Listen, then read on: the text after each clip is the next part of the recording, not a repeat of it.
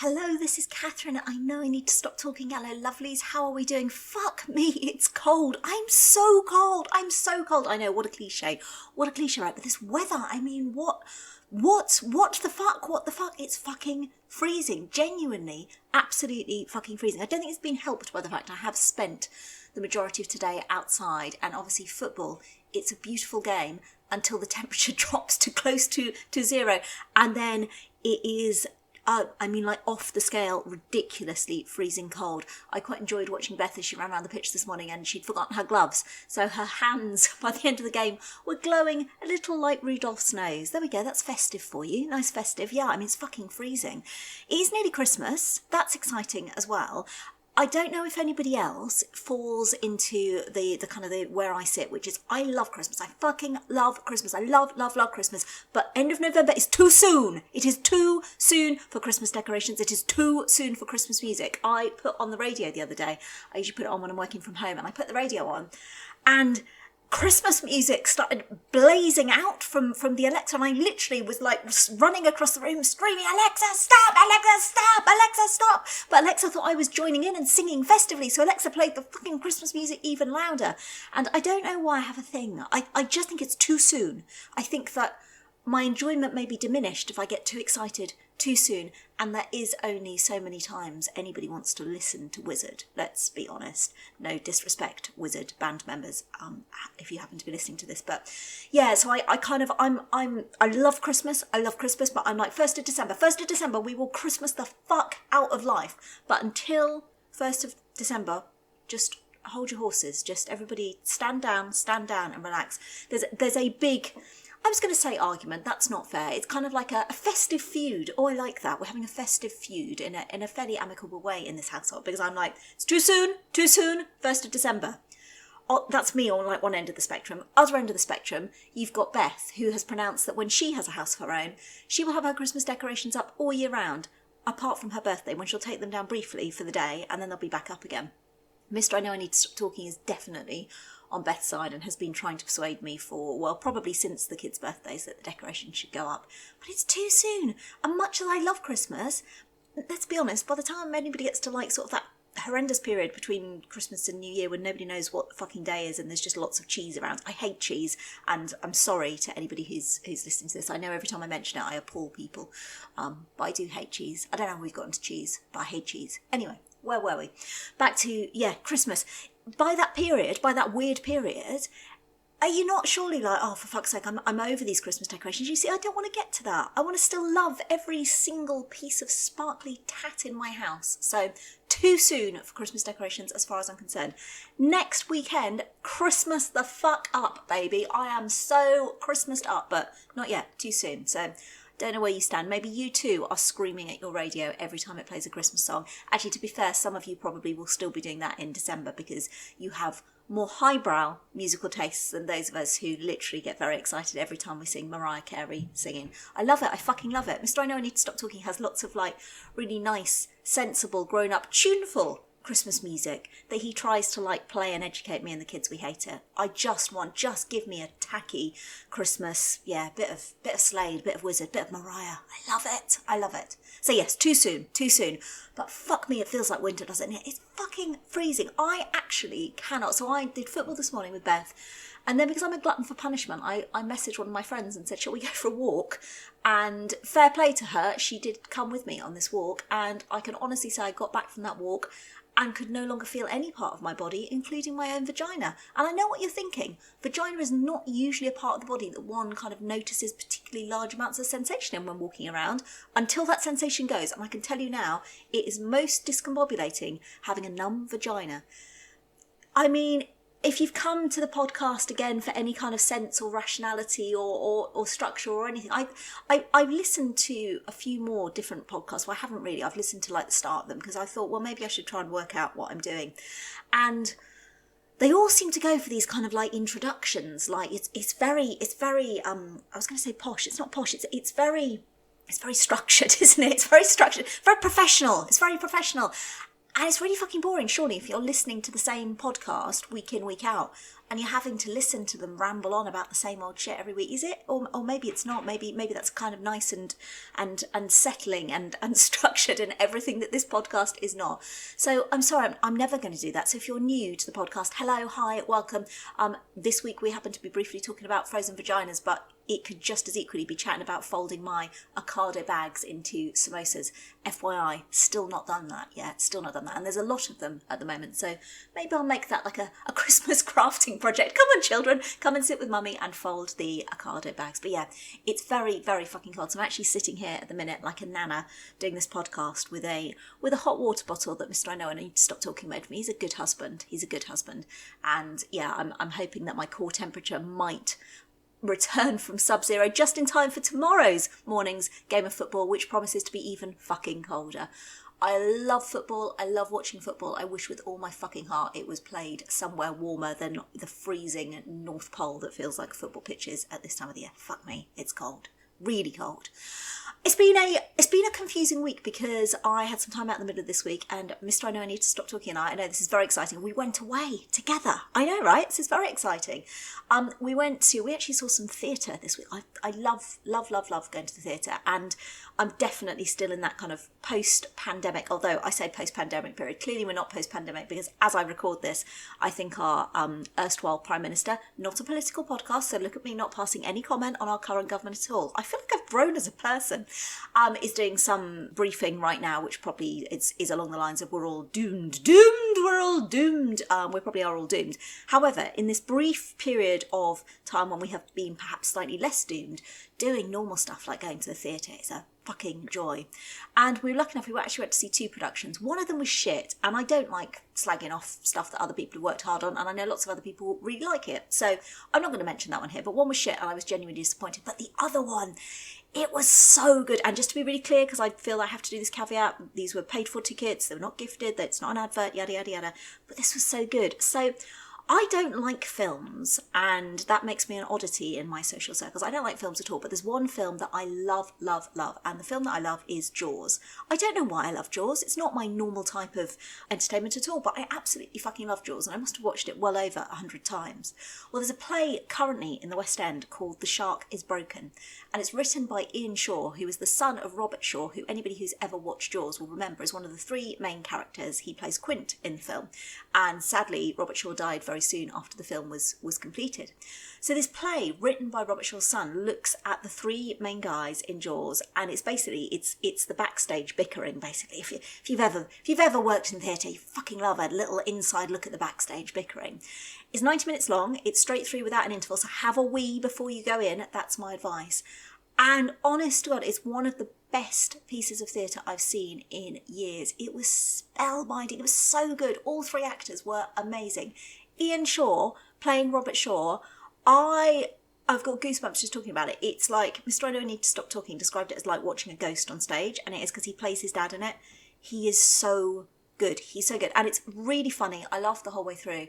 And then at the end I burst into tears because it's so moving. It's such an amazing tribute, and I honestly can't recommend it enough. And I know not everybody is able to get to the theatre or lives near enough to London for it to be a practicality, but if you are, and if you can, and if you do, see it. It's only on until February, and honestly, just an amazing 90 minutes. And I didn't wet myself, yay me! So a win all round, Meanwhile, I'd left my mum here. She'd very kindly come down to look after the children and the cats. To be honest, I wasn't worried about the kids because they're pretty well behaved.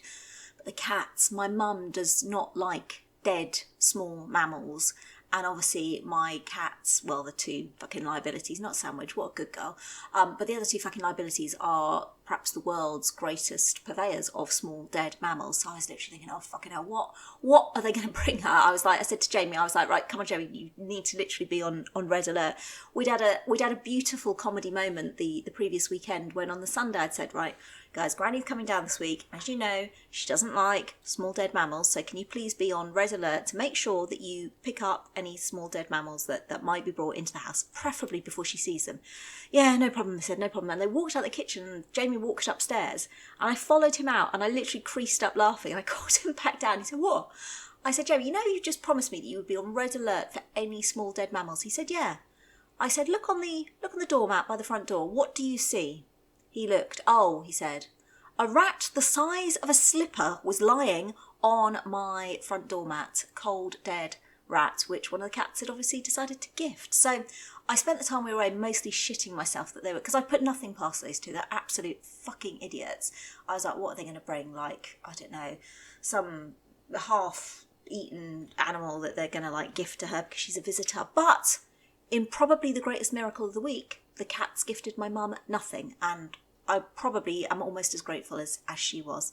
So no, she was here looking after the children. I love my mum. She runs a much tighter ship than I do. So I think the kids were both kind of slightly terrified, but also completely could get used to this life of luxury where Granny's up cooking them bacon sandwiches for breakfast in the morning. Jamie kind of had this longing look of when Granny was here. I was like, yes, good. Well, that was when Granny was here. Those days are gone now. Moving on. And then, as if that wasn't enough, again, God love her, she then phoned me up after she'd gone home and told me to go and look in my wardrobe in my room. I've got a big double wardrobe. Oh, God love my mum. She'd basically like sorted my shit out for me. She'd gone like she used to when I was living at home, and she'd like made my cupboard look beautiful. Is it Marie Kondo, the mad lady who says that you have to find pleasure in socks? I may be misquoting you, Marie. I'm sorry. But my mum had basically Marie Kondoed, if that's who it is, and all my clothes were sorted, and they like had structure. They had everything that this podcast does not. They had structure, they had like organisation. Honestly, my cupboard looks beautiful. So I don't want to mess it up. So since I've returned, I've basically put nothing into it, taken nothing out of it, and I've just got the clothes that I've washed in a pile on the floor next to it. Mummy, if you're listening, I'm so sorry. I will get into my stride. I feel like I can do this. I do feel I can do this. I was chatting on my walk with my friend this afternoon as we sort of musing as we were going round, and we got to chatting about parenting, and one of the things that I've talked about on here before is like when I was getting ready to have a baby. I think I've said before, I would have been a fucking A grade student. If you could have passed childbirth with an A star on the theory, I would have been absolutely there. I would have been like in Distinction City. I was so fucking well read. I'd read every fucking baby book there was out there. And, you know, my kids now are obviously sort of teens, preteens. I hate that phrase, preteens.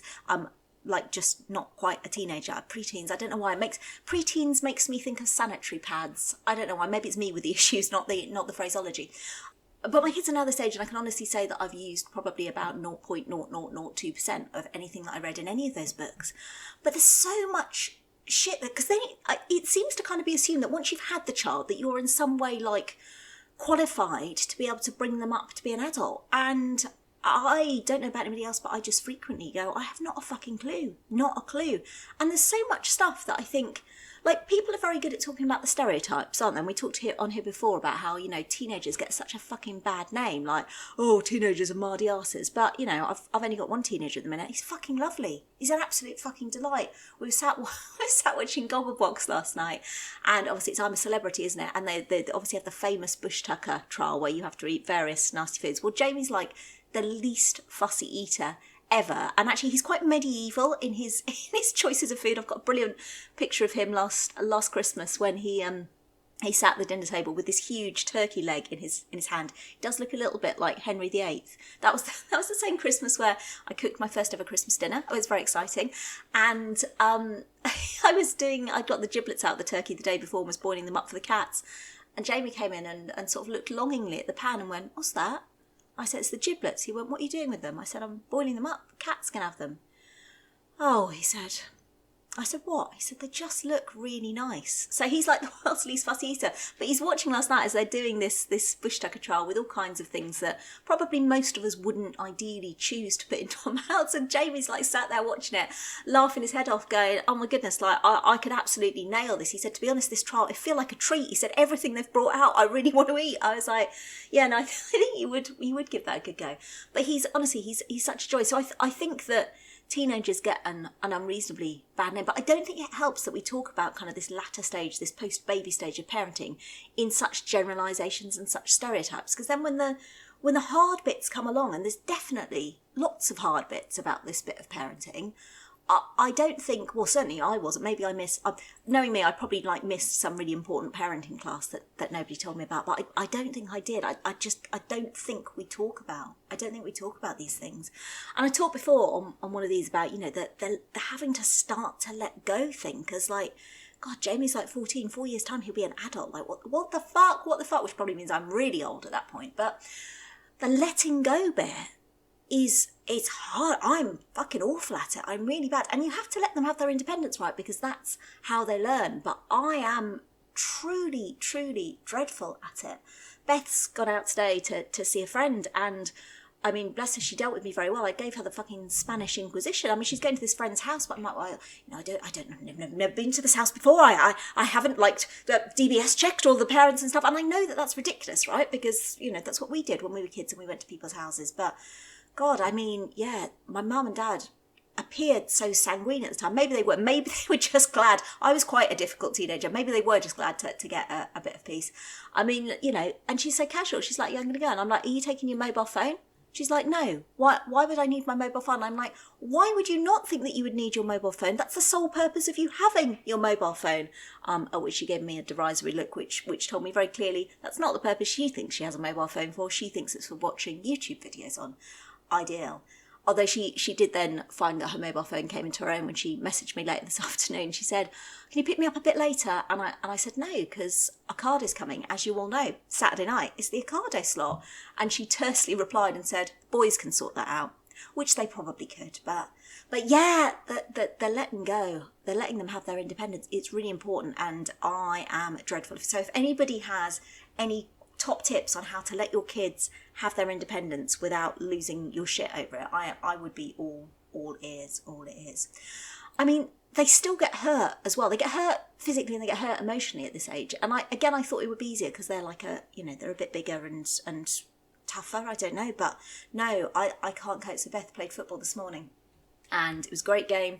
Her team won by quite a lot, but fair play to the other team. Despite the scoreline, they absolutely stayed stuck in right till the end and managed to score a goal, which was amazing. And both parents from both sides cheered, as it should be.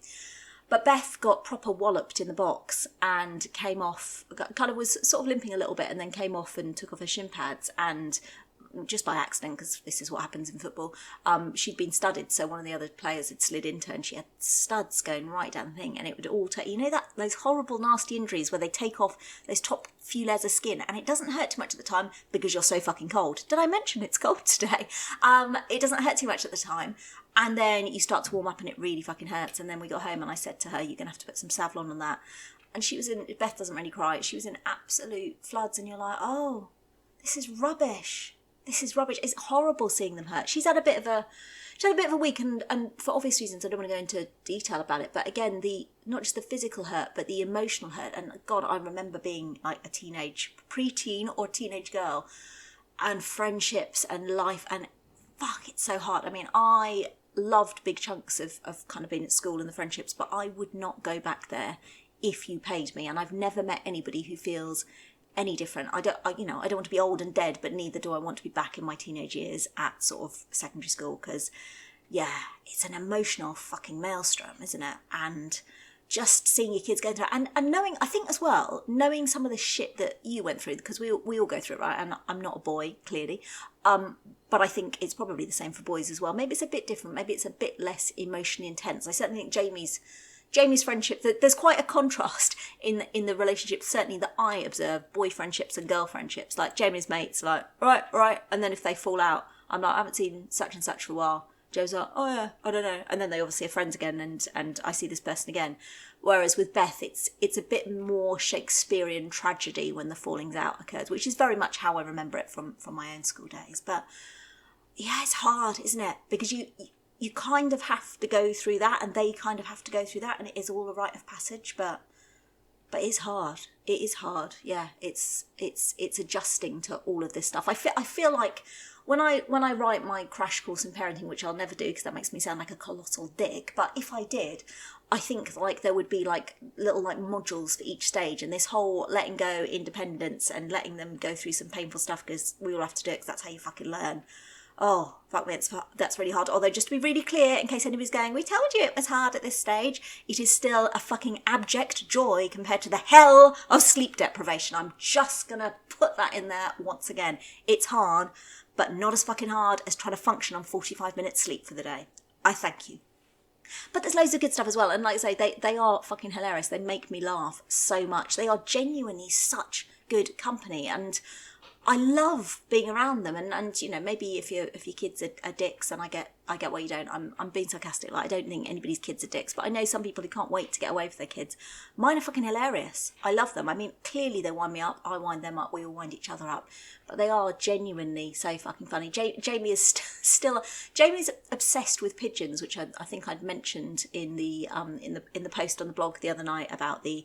Can you get milk from chickens? No, mate. And then somebody mentioned you can get milk from pigeons, which Jamie was very enamoured by, because he's very enamoured by pigeons, full stop. He occasionally comes up with what he describes as his get-rich-quick schemes. I'm not sure many people hoping to get rich quick would have come up with quite this, but you let me know what you think. So his great plan is... He thinks it would be really great to get a baby. He's very unclear as to where this baby will come from, but I'm assured that it's all done with the consent of the baby and the parents. He's going to get the baby and have the baby be brought up by pigeons only, so that the baby will learn to speak pigeon, and then we'll all know what pigeons are saying. That there are clearly a number of flaws in this plan. Jamie's not bothered by those. He's not always a details kind of man. He's not bothered by that. So, yeah, that's his grand get rich quick plan, is to bring up baby raised by pigeons. If you see it on Dragon's Den, I'm just saying you heard it here first, okay? You heard it here first. I find it fucking hilarious at this stage as well. Like, do you remember when kids were little and literally you would get War and Peace about, I found a stick and the stick was in the park and the park was green and the stick was on the floor and there was a dog and I think the dog weed on the stick, and you're like, oh my God, this is like a constant stream of information. And then you get to this age and it's like nothing. Radio silence, nothing. Nothing. How was your day? All right. What did you do for lessons? Can't remember. What did you have for lunch? Not sure. How are you feeling? Fine. Would you like to do anything tonight? Don't mind. Okay, cool, good, excellent. They talk about that value of conversation with your kids after school. I think whoever has said that has clearly never had children. I get fuck all from mine. I enjoyed, Jay, when I came back from being away with Mr. I Know I Need to Stop Talking, and my mum was obviously there. She headed off home, and I said to the kids, how was it? Did you have a nice time with Granny? Obviously they waxed lyrical on the sheer amount of bacon sandwiches they'd been fed. I said to Jamie, so what did you have for tea? Well, I was away. What did Granny make for tea? He thought about it, so genuinely some thought went into this. He said, on the first night, we had roast dinner. I said, yeah, I know, mate, I was there for that. Oh, yeah, he said. Second night, he said, we had something that came out of the slow cooker, and on the third night, we had something with rice. Good, mate, marvellous, excellent. Any chance of any more detail in any of those? No? Okay, good, excellent. So... Yeah, trying to work through the gaps, particularly when you know they're going through the hard stuff, is hard. I sometimes feel like I'm like in some kind of quiz show and you have to like give exactly the right combination of questions to get the answer you're looking for. And then, of course, like I say, Jamie in 4 years, he'll be 18. What the fuck? And then they start, I mean, Jamie particularly is a shocker for winding me up and going, 4 years' time, Mum. Gonna go, I'll be off, I'll be leaving home. And obviously, you know that you have to kind of do obviously I'm ready for you to grow up and be an independent adult. I mean, my secret weapon there in my armoury is just at that point I just throw in, housing prices, and at that point his face falls and he's like, yeah, I'll probably be living with you and Dad until I retire. Which, hopefully the housing market will sort itself out by then. It won't, it fucking won't. But let's live in hope that, things improve so that people can actually afford to have a home of their own. Minor details. But yeah, so maybe he will be living with us until he retires, and do you know what? I'd fucking love it. Unless he tries to bring in a baby and have it reared by pigeons, in which case he can go to a pigeon rearing annex in the back garden at that point. But yeah, it's weird. It's definitely that shift in terms of kind of like the stuff I never even considered that I would have to think about. And suddenly, yeah, there you are. You're on babies being raised by pigeons, and who knows what's to come next, because I think genuinely, if you'd said to me when I was preparing to have a baby, and what kind of challenging conversations do you think you might have to have when your kids are older, I'd have thought, maybe about friendships, maybe about alcohol or drugs. Having to discuss the reasons why having a baby reared by pigeons is not practical would genuinely never have crossed my mind, and yet here I am. Life is a beautiful, beautiful thing. Right, my hot water bottle's getting cold. It's got a cover on, and I like hot water bottles with covers on. I think they look very pretty, but they're a bit shit for giving out heat, aren't they? So before my vagina freezes over again, oh, is that like hell freezing over? Vagina's freezing over. I mean, genuinely, absolutely ridiculous weather out there. I'm going to go, and I feel like having a bath, but I'm at that stage where I'm too cold to even contemplate taking off my clothes to get in a bath. Could get in with my clothes on. I would not rule anything out today. The weather is ridiculous. So I'm going to go and try and warm up. That may or may not involve popping into Jamie's room to say hi and shoving one of my freezing cold hands down his back, because he's nice and warm, and it's fucking funny to hear him scream as the cold hand hits bare skin. Fucking freezing out there. I hope you're all keeping safe and well. I hope you're looking after yourselves. I hope none of you are planning on bringing up babies raised by pigeons. But if you are, like I say, if you make lots of money, you heard it here first. Look after yourselves. Have lovely weeks. Next weekend, it will be time to start getting hysterical and excited about Christmas. And I'm sure there will be many tales to tell involving cats and Christmas trees, because, oh, fucking hell, I just suddenly thought of the chaos, which is those fucking liabilities. There's going to be a rat in my Christmas tree, isn't there? Is that a song from the 70s, a rat in my Christmas tree? Maybe I'll remake it. Look after yourselves, stay safe, and I will see you next week. Lots of love. Bye-bye.